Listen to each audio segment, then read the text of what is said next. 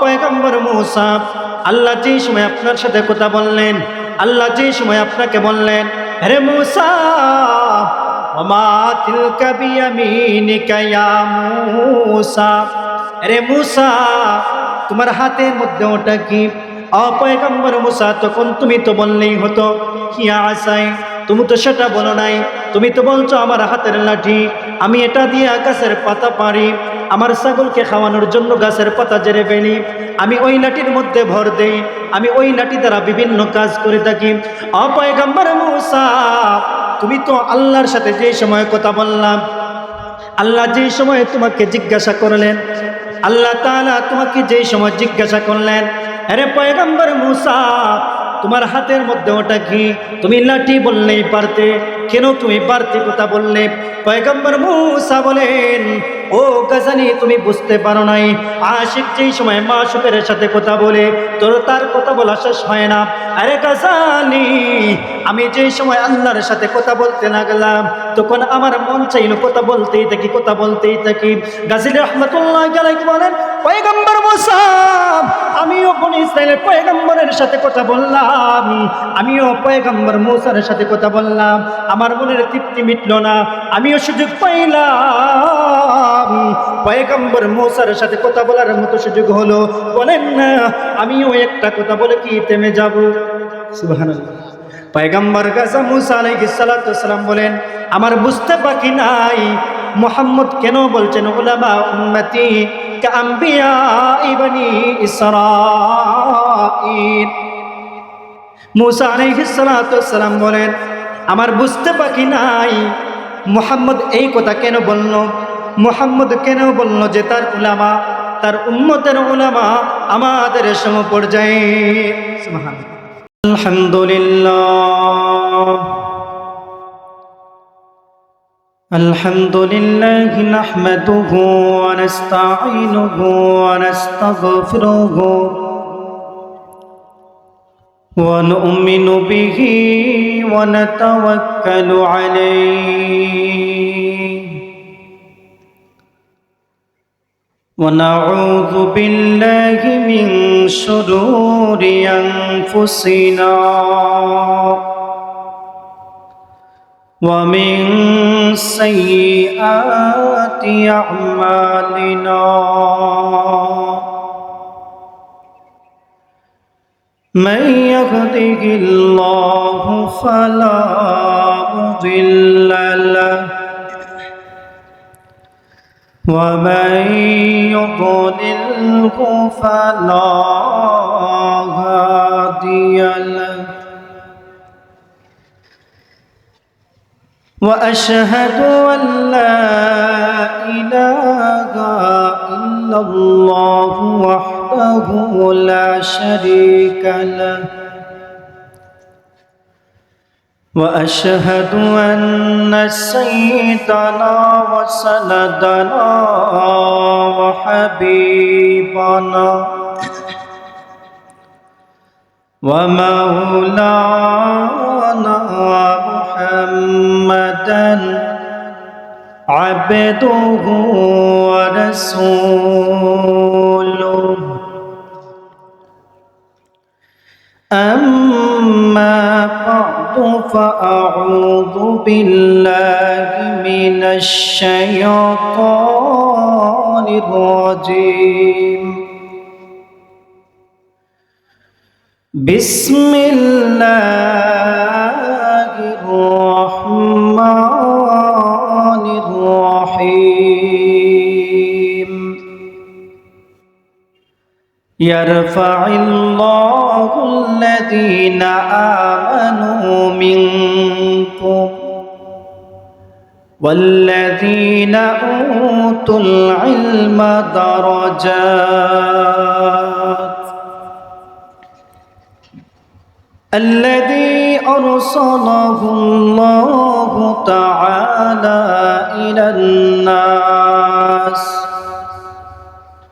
كافة بشيرا ونذيرا وداعيا إلى الله بإذنه وسراجا منيرا بلغ العلا بكماله كشف الدجى بجماله حسنت جميع خصاله صلوا عليه وآله रुखसार से बुरका के दरा पर्दा उठा दो रुखसार से बुरका के दरा पर्दा उठा दो लिल्लाही मुझे हुस्न खुदा दाद दिखा दो लिल्लाही मुझे हुस्न खुदा दाद दिखा दो ऐ बहर करम सदका हुसैन बिन अली का ऐ बहर करम सदका हुसैन बिन अली का पिया सगो मुझे शरबत दीदार पिला दो पिया सगो मुझे शरबत दीदार पिला दो मैं दूर हूँ मजबूर हूँ ऐ सैयद आला मैं दूर हूँ मजबूर हूँ ऐ सैयद आलम दीदार दिखाते नहीं आवाज सुना दो दीदार दिखाते नहीं आवाज सुना दो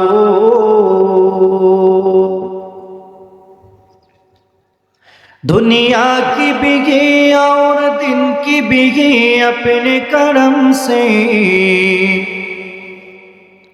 दुनिया की बिगी और दिन की बिगी अपने करम से बिगड़ी हुई बातों को मेरी आज बना दो बिगड़ी हुई बातों को मेरी आज बना दो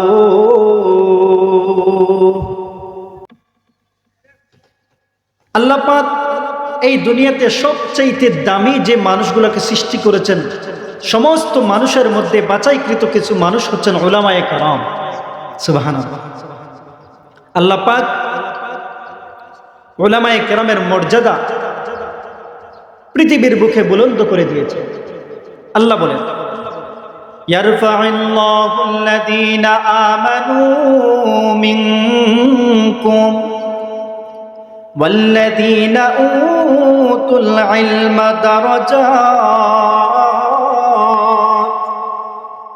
আল্লাহ বলেন ইয়ারফা'ুল্লাহু আল্লাযীনা আমানু মিনকুম তোমাদের মধ্য থেকে যারা মুমিন যারা ঈমানদার আল্লাহ তাদের মর্যাদা বাড়িয়ে দিয়েছেন বলেন সুবহানাল্লাহ পৃথিবীর মধ্যে সকল মানুষ যারা ঈমানদার তাদের মর্যাদা বাড়িয়ে দিয়েছেন কে আল্লাহ এর মধ্য থেকে আরেক দলকে এই মুমিনদের থেকে আলাদা করে খাসভাবে উল্লেখ করে দিয়েছেন ওয়া উতুল ইলমা দারাজাত আর যারা ইলম অর্জন করেছে আল্লাহ তাদের মর্যাদা সমস্ত পৃথিবীর মধ্যে বুলন্দ করে দিয়েছে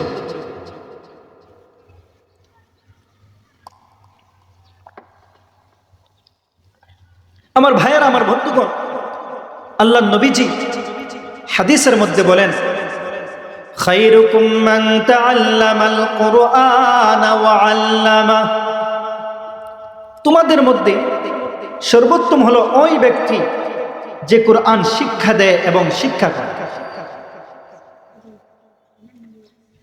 তো এই জামিয়া ইসলামী ইমদাদুল উলুম ভাদগাঁও সেখানে কোনো টেন্ডারবাজকে শিক্ষা দেওয়া হয় না সেখানে খুন খারাপি শিক্ষা দেওয়া হয় না কথা বলে ঠিক না সেই জায়গার মধ্যে কুরআন এবং হাদিস শিক্ষা দেওয়া হয় সেই জায়গা থেকে দিনের রাহবারগুলো এক এক করে বের হতে থাকে বলেন না সুবহানাল্লাহ এটা বাদগাঁও এলাকার সুনাম না কুনাম? সুনাম। এই বাদগাঁও এলাকার মানুষ এত বড় একটা মাদ্রাসা তারা তৈরি করে রাখছেন, যার ভেতর থেকে দিনের পর দিন, যুগের পর যুগ উলামায়ে কেরাম বের হতে থাকেন। এখানে যারা পড়ে যান, সবচেয়ে বড় অবদান হলো বাদগাঁও গ্রামের সকল মানুষ। এখান থেকে যারা বের হয়ে গিয়ে মাদ্রাসায় পড়াবে, যারা খতিব হবে, মুফাসসিরে কোরআন হবে, যারা আলোচনা করবে, এক একটা সওয়াব বাদগাঁওর সকল মানুষের আমলনামার মধ্যে আসতে থাকে। কেন? আপনি যে ওই সমস্ত তলবে আলিমদেরকে, উস্তাদদেরকে সম্মান করেছেন, মাদ্রাসাকে টিকিয়ে রেখেছেন, আর ওই মাদ্রাসাকে মহব্বত করেছেন, ওই মাদ্রাসা থেকে তলবে আলিম বের হওয়ার কারণে সে যে আলিম শিক্ষা দেবে, সেই সওয়াবের একটা অংশ আপনার আমলনামার মধ্যে আসতে থাকে।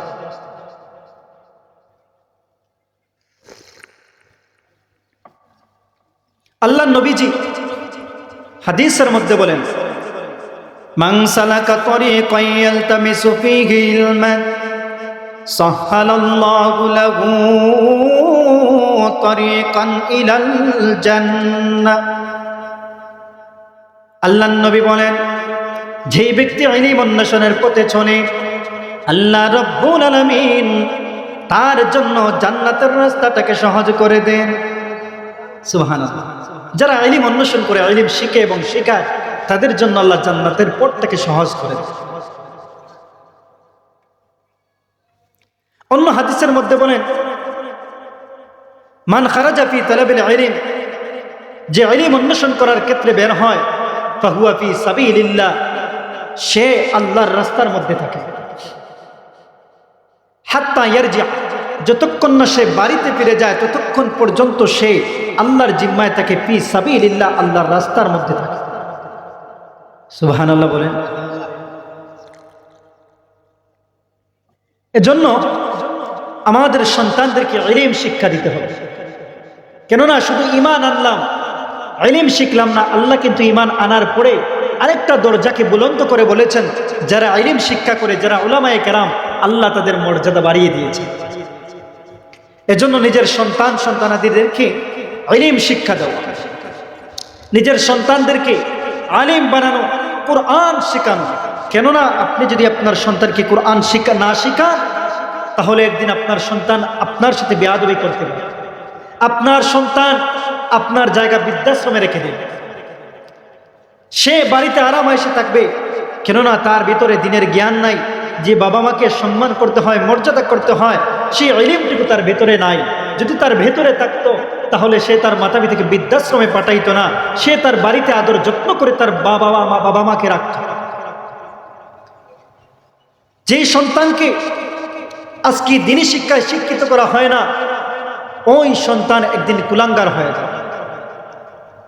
আপনি এলএলবি পাস করাইলেন, বড় বড় ডিগ্রি অর্জন করাইলেন, কিন্তু কোরআনের শিক্ষা দিলেন না। আমি বলছি না যে মাদ্রাসায় পড়ান না, মাদ্রাসায় পড়ান, স্কুলে পড়ায় না, এমনটা বলছেন। আপনি তাকে প্রাথমিক শিক্ষা কোরআন দেন, আপনি তাকে তার রব চিনান, আপনি তাকে তার এই দুনিয়ার গোটা মালিক যে, তাকে চিনান, তাহলে সেও আপনাকে চিনবে যে আপনিও তার বাবা, আপনিও তার মা, আপনার সন্তান আপনাকে চিনতে পারে।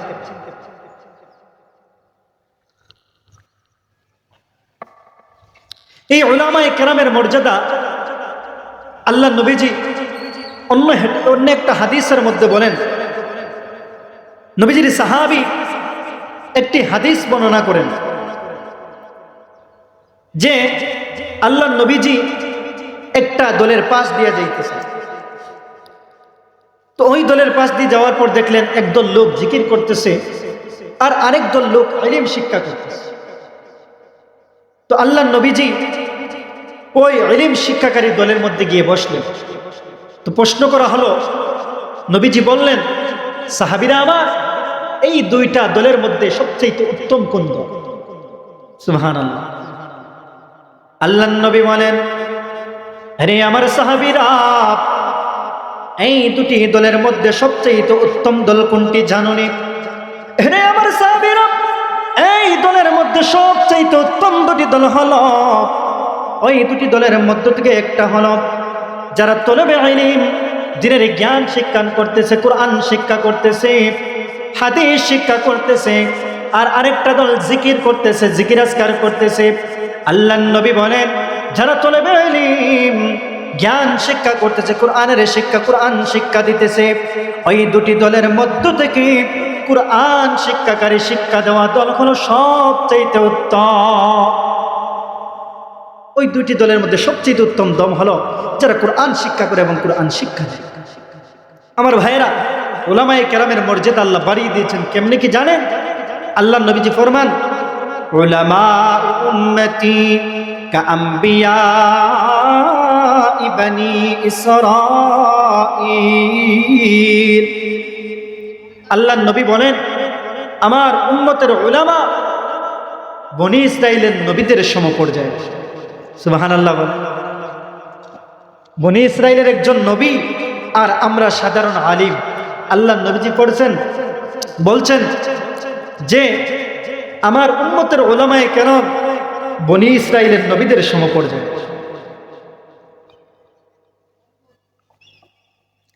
তো এবার এই হাদিসটা যে সময় প্রচারিত হয়ে গেল, প্রসার হয়ে গেল, আল্লাহর এক বান্দা বুজুর্গ তিনি স্বপ্নে দেখলেন আল্লাহর নবীজি বসা, ডান পাশে ইমাম গাজালি রহমতুল্লাহ আলাইহি বসা,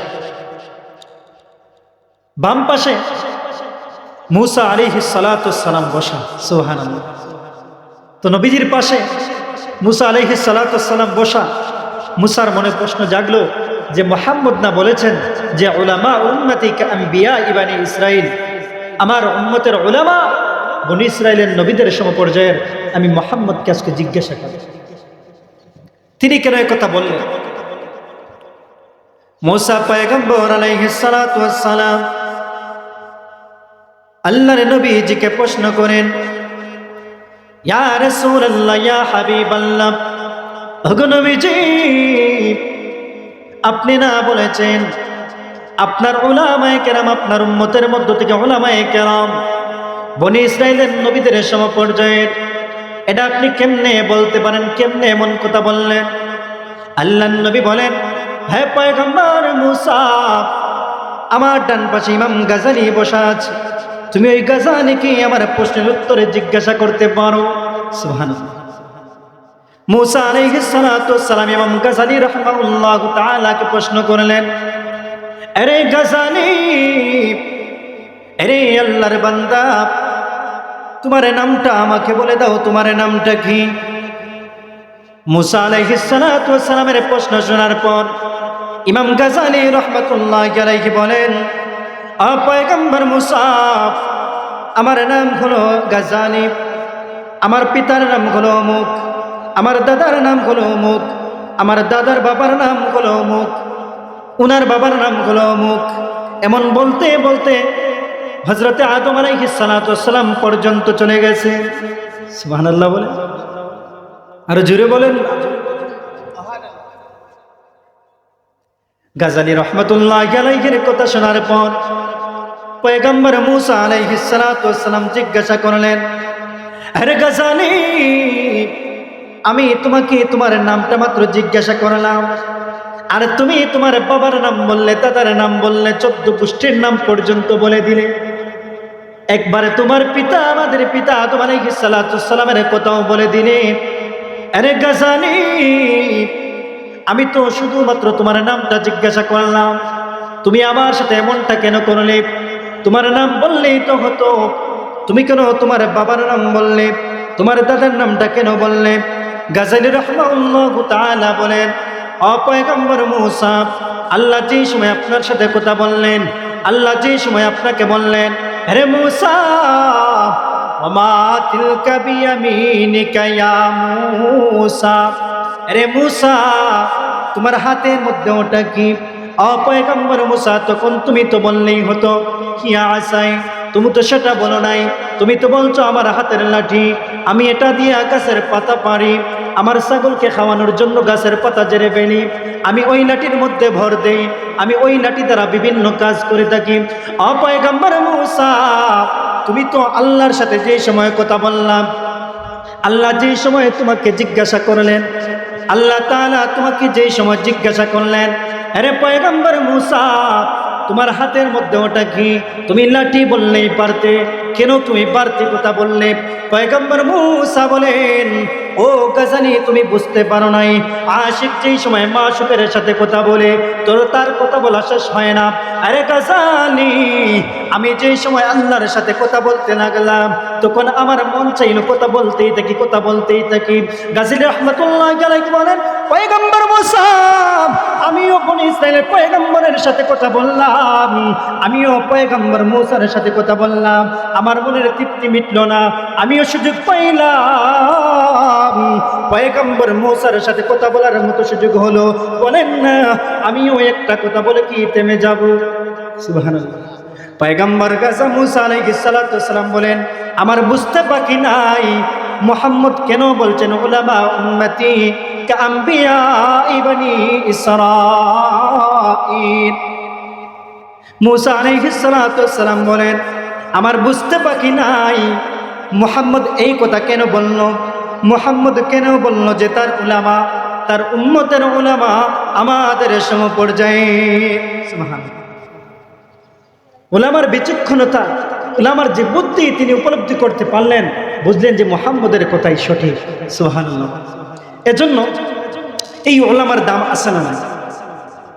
আজকে মানুষ উলামায়ে কেরামকে সম্মান করতে পারে, উলামায়ে কেরামকে মর্যাদা দিতে পারে না, তাদের সাথে যেমনি মন চায় সেমনি কথা বলে, কিন্তু সে জানে না আমি যদি দাম না দিই, যার দাম এই গোটা পৃথিবীর মালিক দিয়েছেন, আর আমি একজন নগণ্য মানুষ দাম দিলেও চলবে, না দিলেও চলবে। ভাই আমার, উলামায়ে কেরামদেরকে সম্মান করতে হবে। এই ইলম এমন একটা ইলম, যদি আপনি আপনার সন্তানকে শিক্ষা দিতে পারেন, আপনার স্ত্রীকে শিক্ষা দিতে পারেন, কোরআন আপনার স্ত্রীকে শিক্ষা দেন, আপনি নিজে কোরআন শিখেন, তাহলে হাসরের মাঠে আল্লাহর কাছে আপনার স্ত্রী অভিযোগ করবে না, আপনার সন্তান আপনার নামে অভিযোগ করবে না, আপনার সন্তান বলতে পারবে না আমার বাবা আমাকে কোরআন শেখায় নাই, আমার বাবা আমাকে দ্বীনি শিক্ষা দেয় নাই, আমার বাবা আমাকে ইসলাম শেখায় নাই। ওই সন্তান কখনো আপনার সাথে বেয়াদবিও করবে না। এজন্য নিজের সন্তানদেরকে ইলম শিক্ষা দিতে হবে। যে সন্তানের পিতা, যে একজন হাফেজ কোরআনের বাবা হলো, যে একজন আলিমের বাবা হলো, তার মতো সম্মান, তার মতো মর্যাদা এই পৃথিবীর মাঝে আর কোনো মানুষের হতে পারে না। কেননা আল্লাহ নবীজি অন্য একটা হাদিসের মধ্যে বলেন, হাসরের মাঠে হাফিজে কোরআনের বাবা, উলামায়ে কেরামের বাবা আমাদেরকে আল্লাহ ডেকে ডেকে আনে, তাদের মাথার মধ্যে তাজ, সোনার তাজ পরিয়ে দেয়। সুবহানাল্লাহ বলে, মুকুট পরিয়ে দেয়। ভাই আমার, আপনার সন্তানকে দ্বীনি শিক্ষা দিতে হবে, আপনার সন্তানকে কোরআন শিক্ষা দিতে হবে, তাহলে ওই সন্তান একদিন হাফেজে কোরআনের শিক্ষক হবে, ওই সন্তান জাতির রাহবার হবে। আপনি যদি আপনার সন্তানকে উলামায়ে কেরাম, আলিম বানাতে পারেন, আপনার সন্তান জাতির সবচেয়ে সেরা রাহবার হয়ে যাবে। আপনি চেয়ে চেয়ে দেখবেন আপনার সন্তানের কাছে বড় বড় বুজুর্গ এসে বলতেছে আমাকে ওটা শিক্ষা দেন, আমাকে ওটা শেখান। আপনার সন্তান যে সময় বড় আলিম হয়ে যাবে, দেখবেন হাদিসের মসনদে আপনার সন্তান বসবে, আপনার সন্তানের কাছে বড় বড় মুহাদ্দিসিনে কেরাম পড়ার জন্য আসে। সুবহানাল্লাহ। সাহাবায়ে কেরামের যুগে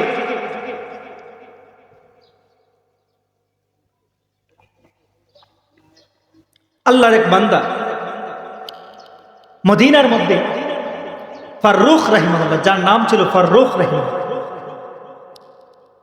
আল্লাহর বান্দা মদিনা থেকে যে সময় জিহাদের ঘোষণা আসে, আল্লাহর বান্দা ফাররুখ রাহিমাহুল্লাহু তাআলা জিহাদে যাওয়ার জন্য প্রস্তুতি নিচ্ছেন।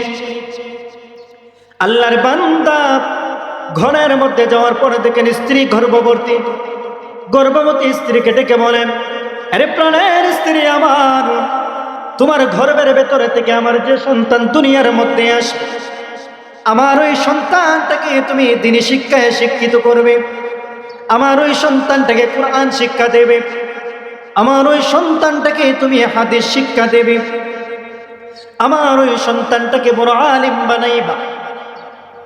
স্ত্রীর কথা বলে, স্ত্রীর কাছে কথা বলার পর 30,000 দিনার বের করে স্ত্রীর হাতে তুলে দিলেন। আরে প্রাণের স্ত্রী আমার, আমার সন্তান তার কাজের মধ্যে সন্তানটাকে পড়ানোর জন্য 30,000 দিনারে তুমি বের করবো। সুবহানাল্লাহ। স্ত্রী বলে, প্রাণের স্বামী আমার, আমি জান আপনি, আমি আপনাকে কথা দিলাম, আমি আপনাকে কথা দিলাম আমার সন্তানটাকে, যেই সন্তান জমিনের মধ্যে আসবো ওই সন্তানকে আমি বড় আলিম বানাইব, বড় হাফিজে কোরআন বানাইব। ফারুক রাহিমাহুল্লাহ তাআলা জিহাদের ময়দানে চলে গেছে। আল্লাহর বান্দী একজন সন্তান, পুত্র সন্তান জন্ম দিলেন। প্রায় 25 বছর হয়ে গেছে ওই সন্তানটা। আল্লাহর বান্দা ফারুক রাহিমাহুল্লাহ তাআলা জিহাদের ময়দানে জিহাদ করতে করতে এক পর্যায়ে গাজী হইয়া বাড়িতে ফিরে আসে।